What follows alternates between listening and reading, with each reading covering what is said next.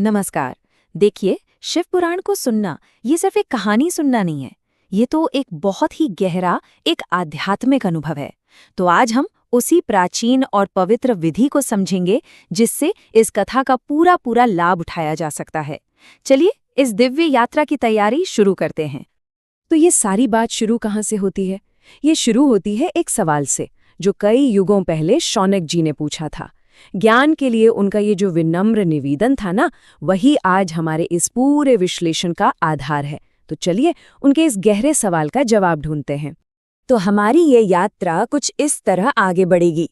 हम शुरू करेंगे दिव्य आमंत्रण से, फिर पवित्र मंच की तैयारी को समझेंगे, वक्ता और श्रोता की क्या भूमिका होती है ये जानेंगे, फिर श्रोता के व्रत के नियम और आखिर में समापन के अनुष्ठान को समझेंगे।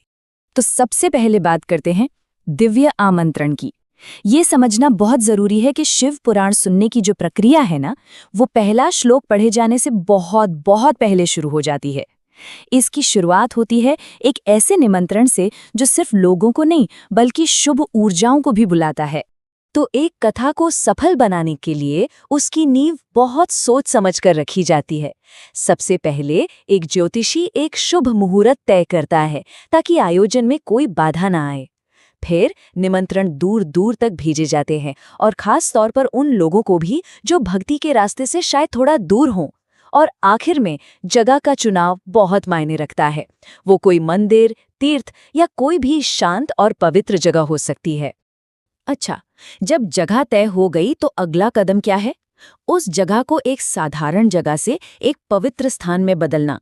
ये सिर्फ सजावट नहीं है, बल्कि उस पूरे माहौल को उस दिव्य कथा के स्वागत के लिए तैयार करना है।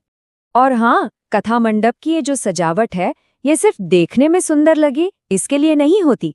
हर एक चीज का एक गहरा मतलब है। ऊंचा मंच दिव्यता को दिखाता है, केले के खंभे पवित्रता का प्रतीक हैं, और ताजे फल फूल ये प्रकृति का अर्पण है। वक्ता और खुद भगवान शंकर के लिए खास आसन तैयार करना इस आयोजन के प्रति जो हमारी श्रद्धा है उसे दिखाता है। चलिए अब बात करते हैं उन दो सबसे जरूरी लोगों की जिनके बिना तो कथा हो ही नहीं सकती। वक्ता जो कहानी सुनाते हैं और श्रोता जो उसे ग्रहण करते हैं। उनकी अपनी अपनी योग्यताएं कथा की सफलता के लिए बहुत जरूरी हैं। देखिए, कथा का जो पूरा प्रवाह है ना, वो दो स्तंभों पर टिका होता है।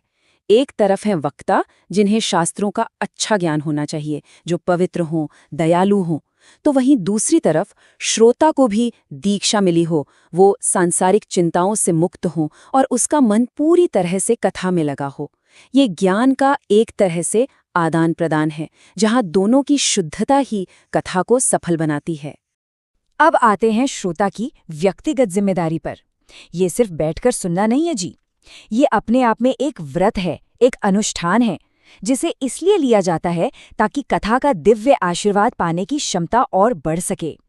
तो इस आध्यात्मिक अनुभव को ठीक से पाने के लिए श्रोता को खुद को तैयार करना होता है, शुद्ध करना होता है।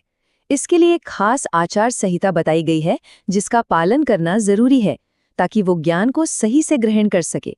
पूरी कथा के दौरान श्रोता से ये उम्मीद की जाती है कि वो कुछ खास गुणों को अपने अंदर जगाए, जैसे कि सच बोलना, अंदर और बाहर से पवित्र रहना, मन में करुणा रखना, ज्यादा ना बोलना।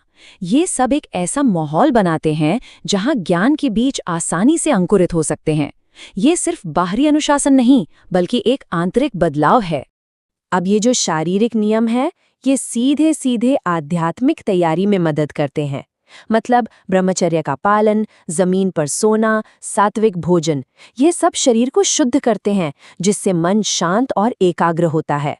और उसी तरह गुस्सा करने या किसी की आलोचना करने से बचकर मन को नकारात्मकता से दूर रखा जाता है, ताकि वो पूरी तरह से कथा में डूब सके।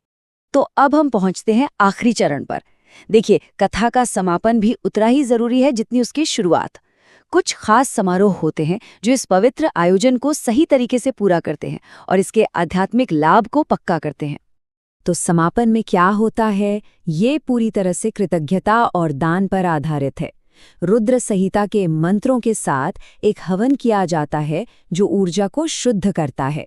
इसके बाद 11 ब्राह्मणों को भोजन कराना ज्ञान का सम्मान करने का एक तरीका है। और आखिर में शिव पुराण ग्रंथ को वक्ता को दान देना ये इस बात का प्रतीक है कि ज्ञान का ये प्रवाह हमेशा चलता रहे। और ये बात जाननी बहुत जरूरी है कि कथा का जो आशीर्वाद है वो किसी एक के लिए नहीं है, वो सबके लिए है। चाहे कोई गरीब हो, बीमार हो या जिसकी कोई संतान न हो, कोई भी जो सच्चे मन से आध्यात्मिक शांति या अपनी सांसारिक इच्छाओं की पूर्ति चाहता है, वो इस पवित्र कथा को सुनकर लाभ पा सकता है। तो कथा से क्या फल मिलेगा? ये इस बात पर निर्भर करता है कि सुनने वाले की इच्छा क्या है। जो लोग अपनी सांसारिक इच्छाओं की पूर्ति के लिए कथा सुनते हैं, उन्हें वही मिलता है। लेकिन जो बिना किसी इच्छा के सिर्फ भक्ति भाव से और मुक्ति के लिए से सुनते हैं, उन्हें सबसे बड़ा लक्ष्य यानी मोक्ष मिलता है। और आखिर में ये एक श्लोक सब कुछ कह देता है। एक सफल जीवन आखिर है क्या? ये वो जीवन है जो भगवान के ध्यान में, उनके गुणों को गाने में और उनकी कहानियों को सुनने में बीतता है।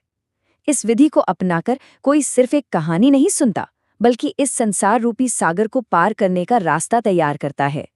ये एक गहरा विचार है ना?